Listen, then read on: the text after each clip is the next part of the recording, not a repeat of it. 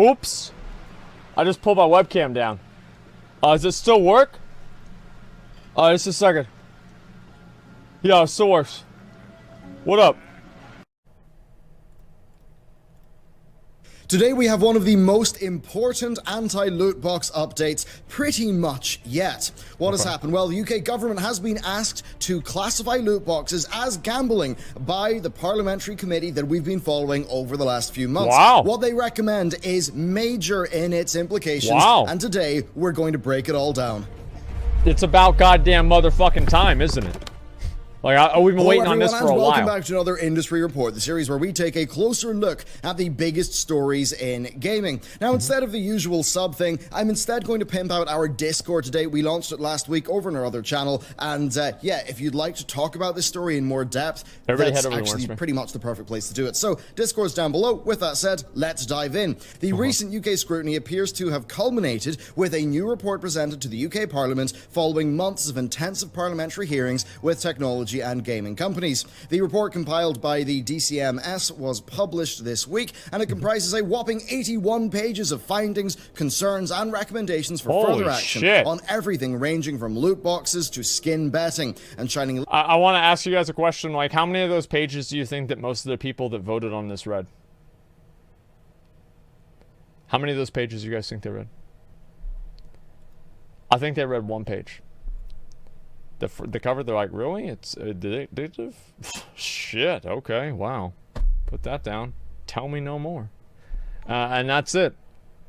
The front page, yeah, the cover. RuneScape while it's at it. The stated goal of the Immersive and Addictive Technologies report is to, quote, build on the newly established principle of online harms by considering potential psychosocial and financial harms associated with the use of immersive technologies. It goes on to confirm that the undertaking of the report was motivated by the World Health Organization's formal designation of gaming disorder, as well as, quote, calls from gamers, academics, and clinicians for urgent action to better understand and address the condition. Yes, it seemingly isn't even a case where it's, you know, government types who have wanted this. They are actually citing annoyed consumers as to why they're doing this report. So that's fucking perfect, man. And I think the best part about it is, like, you know, like, people are so mad about them classifying the gaming addiction disorder, and now it ended up helping them get rid of loot boxes, at least over in the UK, maybe. You could be forgiven for maybe rolling your eyes during that last statement, but the very existence of this report is significant for a number of reasons. First of all, it's worth noting that this does not appear to be a malicious action undertaken by the government to interfere with gaming and to tell people where to spend their money. At least that's my read on it once actually going through it. Doesn't seem that way. On the contrary, the Immersive and Addictive Technologies report seemingly is a realization on the part of the House of Commons committee that something is deeply wrong here and that they think they need to do something to fix it. The UK government would be perfectly happy for the gaming industry to be self-regulating, not causing much of a fuss. But, well, they've been self-regulating right now to the extent where they're basically running bizarre casinos aimed at children. So that obviously has not worked out, and it's very sad that it's really got this far. So the DMCS committee recommended that Parliament legislate to formally classify loot boxes as a means of gambling, thus bringing them under the legislative umbrella of the 2005 Gambling Act and the various protective and regulatory devices present within it. It also wants to convince PEGI to take gambling systems such as loot boxes into account when it comes to classifying games and to raise the recommended age rating of some games as a result, as well as introducing a new... Did my tweet cause Parliament to do this? I mean, that's the question of the day. The way that I look at it, right, is that it got over 10,000 likes. We're basically making the laws over in the UK now. Okay, guys, we did this. We did this together. New games industry tax as a means for paying for all of that. Now, the latter part of that to me is quite worrying. I mean, would my company, who is making a premium narrative adventure game, have to pay a special tax because of the scummy actions of the likes of EA? If so, it could have a serious negative impact on companies who are making good games and are just not responsible for this problem arising. On this, I'm as equally dissatisfied with the likes of EA, though, who in many ways have forced the government's hand by refusing to take responsibility. But still, this new levy, if it was to actually be a thing, that could reduce the UK's competitiveness. After all, Southern Ireland is just a few miles down the road, and it only has a 12.5 corporation tax rate. Anyway, the Immersive and Addictive Technologies report certainly voices a lot of grievances, but for the purposes of our video today, we're going to hone in on two of them. Of course, loot boxes and random rewards / RNG. Loot boxes and microtransactions are really in the firing line for the duration of this report, which relies on a 2018 report from the Gambling Commission, which found that 31% of 11 to 16-year-olds have paid for loot boxes with real money. 31%? 31 motherfucking percent. That's like every 1 in 3 kids is getting their fucking parents' credit card. Ma. Need my loot box. Come on, come on, come on. You know, and like imagine dad who comes home, you know, from working in the fucking coal mine or the oil field all day. You know, he's dirty, he's got fucking calluses on his hands. He's got fucking, you know, like tar on his face. He comes home. He's like, son, what'd you do all day? He's like, Dad, I spent $200, dude. Look at this skin. Look at this skin on my gun. Oh my God, Dad, aren't you happy for me? Think about that dad, man. He'd be fucking pissed. Like, look at my Fortnite skins, Dad. As well as some testimonies from the public on their experiences with monetization in gaming. One member of public contacted the committee claiming that her adult son had ran up debts amounting to some £50,000 through purchasing microtransactions in RuneScape. His bank statements reveal that he spent £250 across 5 separate payments to Jagex, the company behind the successful online RPG, in one day, which is quite wild. The element of randomness inherent in loot boxes was also a serious cause for concern for the committee, as well as the discussion surrounding $50,000. The need for cooperation between the games industry and the relevant regulatory bodies is a clear theme running throughout this report. It states that it's critical that games companies behave in a responsible and transparent manner and are discouraged from exploiting information asymmetry. The committee states that the evidence shown to them confirms that RNG is a psychologically powerful design principle and that it mimics those techniques used by the wider gambling industry to attract and retain customers. The report lies in the work of B.F. Skinner, a 20th century American psychologist who claimed that people are neurologically hardwired to pull that metaphorical lever when there's only a chance of a reward rather than a guarantee of a reward. That's variable reinforcement schedule. It's 70,000. Like, no, it's $70,000. If that's because it was pounds, right? Holy fuck, man. That's actually that is. How do you spend that much money on RuneScape, man? At least spend it on WoW or something like that. Why do you spend it on RuneScape, dude? Like, literally, like, you can literally create... Like, RuneScape is such a rudimentary game. You could create a dollar value. Each pixel he received in the game, you could probably equate that to a dollar value for this guy. That's how bad the graphics are in that game. And, like, you could literally narrow it down to the pixels that he has bought. This report emphasizes that while some games reveal the content of a loot box to the player before they decide whether or not to purchase it, that the contents of loot boxes are typically unknown at the point of purchase. Now, of course, Rocket League is one such game that has moved away from randomized rewards inside its loot crates. Since developer Psyonix was acquired by Epic Games, the decision was made to tell the player what would be in each loot box, whereas previously everything was randomized. Now, this decision reflects an earlier move made by Epic in Fortnite Save the World mode, where the daily loot box was updated to reveal its exact contents, and they also had a number of measures to prevent basically binge purchases of like 40 at once.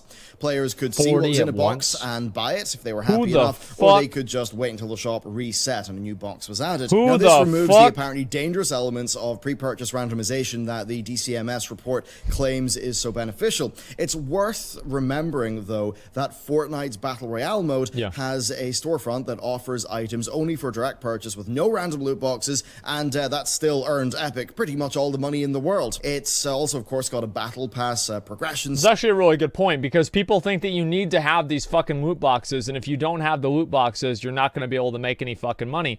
But the truth is that you are. I mean, like, Epic Games, if they're not selling random loot boxes, and like, how much money is Fortnite making? A lot. So, I mean, like, if they can do it, anybody can fucking do it. Okay, it's still randomized and overpriced. I don't know. I don't play Fortnite enough, but that's just what he's saying, right? And if they don't have random rewards, I don't see why anybody else needs to have them, right? Fortnite is very clear proof that you don't need to do this. Blizzard with in-game items. Well, Blizzard, yeah. Blizzard, you buy the in-game items, you know what they're going to be. So there's nothing to really to worry about. You know what they're going to fucking be.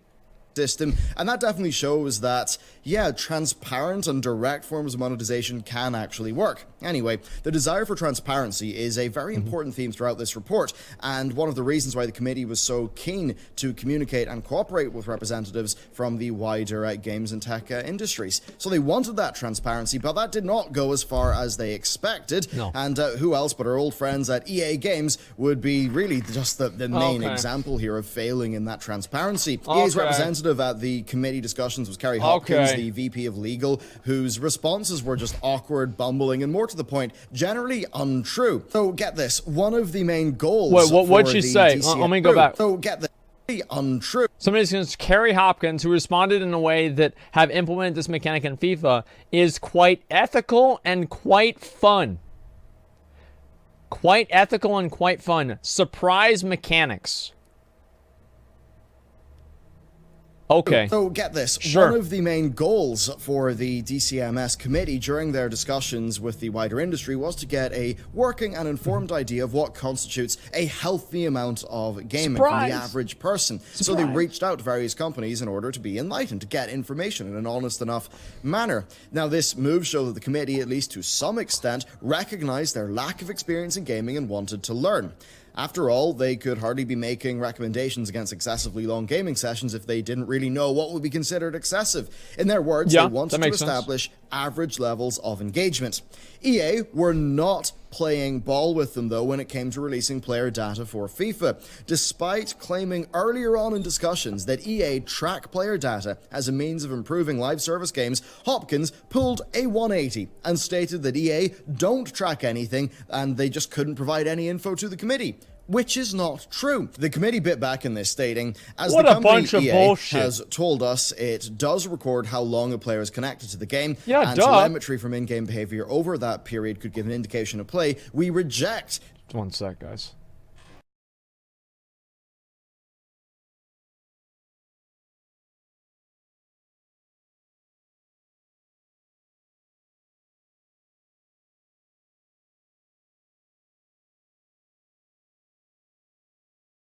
Sorry about that. We're back. We're good. The assertion that the company does not know how long its users play for. Yeah, how are you... Clearly, the only thing that was transparent about EA was their lies. This lack of cooperation also serves to add an extra dimension of justification. Who the fuck would believe that? Just for the existence of this report in the first place. As already stated, the UK government seemingly does not want to have to wade into this and start bothering with legislating in this sort of arena. And they seemingly would be perfectly happy to just leave the industry to be very profitable, generate a lot of tax revenue, and just present them with no problems. But seemingly this just how great would that be? Behavior from the games industry, well, it seemingly has just forced the committee's hand and made a lot of this happen, or at least accelerate it. Yeah. If the committee thought that there were business practices across the games industry that were shady enough for them to have to get involved, even in a conciliatory capacity, then a lack of cooperation from the biggest players at the table, that will have done nothing to allay their fears. Indeed, the report states, in evidence to the committee, representatives from the games industry were willfully obtuse in answering the committee's questions on patterns of play. In other words, EA... What do you mean? What do you mean gambling? What do you mean? No, we don't gamble. Well, what is FIFA anyway? I don't know. What is FIFA? Like, no, it's not a loot box. It's a loot crate. It's different. I mean, come on, man. Like, it's like, imagine... I wish I could fucking be there to see what their answers would be. That'd be so fucking funny. Did themselves and the industry in general no favors by shutting their mouths, by basically lying and misdirecting. They have done so much damage to gaming broadly because they just will not take responsibility for what they're doing, and they will not work in a reasonable fashion with this body. Finally, this leads us into the topic of regulation. The DCMS report confesses this, Quote, "It is of serious concern that there simply is no effective system in place to keep children off age-restricted platforms and games. The reactive way in which platforms are dealing with this problem further highlights the problems of online industries rolling out products without considering or mitigating against their potential adverse effects on users." That's exactly the way it is with porn, right? I mean, like, anybody, it's like, oh, are you 18? Yeah, I'm 18. Okay, here's a titty. You know, and like that's literally it, you know, and there's nothing you're going to do about that or anything like that. It's just like never going to go away. I get that, like, obviously some people, you know, they're like, oh, yeah, whatever. Obviously, this is what it's going to be. I don't think they're ever going to get rid of it. The only way they can get rid of it is if they make it where you can't buy them. That's the only way they're ever going to make it not happen. That's a pretty serious thing for them to say. So the question is here, what can be done? Well, the final recommendation of the committee's report is that the government implement measures which would see loot boxes be regulated under the 2005 Gambling Act. On the topic of exposing children to loot boxes, the report states, "We recommend that loot boxes that contain the element of chance should not be sold to children playing games, and instead in-game credits should be earned through rewards through playing the game." They shouldn't be sold at all. Wait a minute, they shouldn't be sold at all. Like, what do you mean they shouldn't be sold as credits? They shouldn't exist in any capacity at all, period. That's it, you just get rid of them. You can't get a credit card unless you're of age, so that's not their fault. Well, it's like, but there's plenty of people, like, there's literally no reason that they need to make loot boxes with unknown contents inside of them. There is literally no reason that that has to exist. So, fairly reasonable in what they would want, and reasonable that children are not exposed to loot boxes. Then the report does also recognize that loot boxes and microtransactions can be integral parts of a game's revenue stream, so they recommend that PEGI incorporate gambling into its classification system and adjust their age ratings accordingly. So to wrap this up, even though the Immersive and Addictive Technologies report is essentially just a series of recommendations based on relatively informal discussions with select representatives of the games industry, it does just show how much difficulty the government would have in legislating here. Two of the final sweeping recommendations of the report essentially amount to handing responsibility for regulating video games over to the Gambling Commission and to PEGI. This is not really regulating effectively, though it seems to be symbolic of a pervasive problem that many democracies have, wherein the government finds it overwhelmingly difficult to effectively legislate on modern problems, which often leads to, well, increases in expense and complexity that don't really produce their desired results. So, yes, even if the Gambling Commission, does find this stuff falling under their remit, I'm highly suspicious that they'll actually be able to do a good job. Absolutely, though, accountability is important for the games industry, and there are dodgy business practices going on. But that said, an influx of external interference from something like the UK government, that may not help matters. Instead, the onus in an ideal world should be on the companies to self-regulate and to be reasonable and to endeavor to, stop any horribly exploitative strategies from happening. But that obviously is not working right now, and that's the really sad bit. Consumer backlash will do a lot to dissuade bad behavior too, and it does appear that people are more willing to be outspoken in the face of dodgier decisions these days, and I think that is a good thing. It does seem like ideas such as morality and ethics in the games industry, it seems like they went out the window ages ago, but nobody cares about morality or ethics, okay? The only reason that companies ever say or pretend that they care about that kind of stuff is to make people happy. They're like, oh yeah, they care about us. They only care about money, okay? And the only way it's ever going to stop is if the government tells them to stop. That is the only way anything is ever going to make even the slightest bit of a difference. They seem to be coming back. People seem to just not be happy about a lot of this gambling-like stuff, and that certainly is a good thing. However, I don't want to leave you in too much of a happy note, though. It's time to be just a little bit dismal. Because sure, it's great seeing skeptical consumers and, everyone who's watching channels like mine.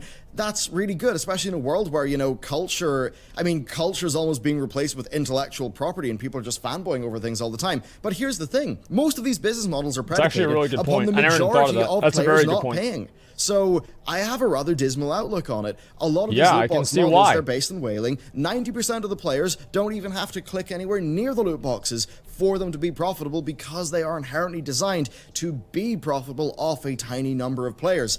And that's really what makes me worry that the consumer backlash won't be enough to get the industry to self-regulate because, yeah, the industry is going to look at all of the backlashing consumers and think, yeah, well, they're not the people who are buying the loot boxes anyway, so yeah, why should we? Well, who cares about the backlash? Like, fuck that. Who cares? If people are buying them and you're making money, that's the only thing that really matters. Like, that's the way that they look at it. I can guarantee it.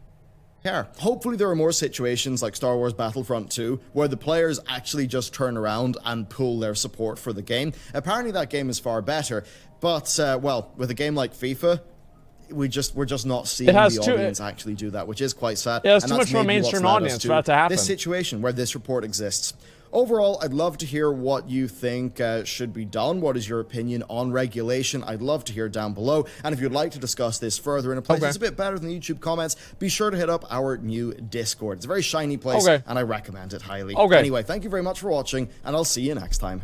This is great. Obviously, it's good. I'm very happy they're making this change, and hopefully, this is going to be a, a step in the right direction. Now, will it be a step in the right direction? We'll see. Now, I've changed my perspective on this a little bit. I used to be pretty okay with loot boxes being random, like randomized loot boxes, as long as it was in a free game. But now, I guess I kind of just look at it more like gambling in general. And if I think that it's just gambling in general, why the fuck would I be okay with that, regardless of the context? There's no reason for it. Let's go do this, guys. By the way, since these are all dead, let's go do the Eye of Shadow. Actually, let's go down to the middle. We'll go all the way down to the back, and then we'll do Eyes of Shadow, and then we'll diverge into two different groups and farm different layers. I think that's the better idea. And then after that, I have to go over to BRD and get the rest of my turn-ins done. Are you okay with adults being able to gamble in games? No, I don't think so. I feel like gambling, like, if you want my honest opinion, I don't like any gambling at all. If it was up to me, gambling would be against the law. I don't like gambling in any facility at all. I think that it's bad and predatory. I've never been a fan of gambling. I don't like gambling in any way, shape, or form. I don't think that it adds anything positive, and it's just purely a bad thing. Yeah, gambling's a massive waste of money. Yeah, of course it is. Stupid people gamble. The only reason why, the only reason why I think people do it is they get addicted, or they just, like, there's a certain high that they get out of it. And I can understand that. Like, it makes sense to me. Like, yeah, sure, they get something out of it. They feel like they're making money, etc. But to me personally, I just, I don't think gambling is a positive force in any society. And I would get rid of, like, lotteries and all that kind of stuff. Like, yeah, it makes the state money, but that doesn't necessarily make it, like, a good thing. You know, that's the way that I look at it. Gambling is a choice. It doesn't affect you. Yeah, but so is a lot of other things. I mean, I think that to a certain extent, people should need to be protected from themselves because they're just not really responsible, right? It's the same thing where, like, they have, like, different, types of, like, labels on, like, cigarettes and stuff where they say, oh, well, this is a nicotine product and it can get you addicted. And everybody knows that it is, right? But there's still laws and everything that restrict that kind of stuff because the way that it's marketed is predatory. You know, hand-eating llama without... Wait, what the fuck? Yo, thank you, dude. Holy shit. Thank you very much. I appreciate that a lot. Thank you, dude. Oh my god. I really appreciate that, man. Thank you so much, man. You know, Twitch streamers like you, it's not about wasting your money. It's about spending your money on something where you don't know the outcome. I think that, like, giving your money to a streamer and if you think giving your money to a streamer and gambling are the same thing, you're just stupid, so there's no reason talking to you, right? I mean, the fact is that obviously gambling is a lot worse than giving a random person your money. And I would be okay if gamblers, you're just dumb. Thank you again so much. Hand-eating llama. Holy shit. Thank you so much, man. I fucking appreciate that. Thank you, dude. It means a lot. Religion's the biggest scam. I don't know about that. I mean, like, to me, in general, is WoW a gambling game because you need luck? Yes, WoW is a gambling game. There's a lot of things that are gambling games, but if you're trying to make a parallel between WoW being a gambling game because you have to spend time on getting random drops, and actual, like, gambling, like fucking loot boxes and, you know, like casinos and stuff, if you feel like those two things are the same thing, you're brain dead. Like, you're just brain dead. Like, they're completely different. And we're gonna go over here. We're gonna do the Eyes of Shadow after this. Yeah, you're literally brain dead. I mean, there's nothing else for you to say to it besides that, man. Religion's a scam. I don't care about religion being a scam.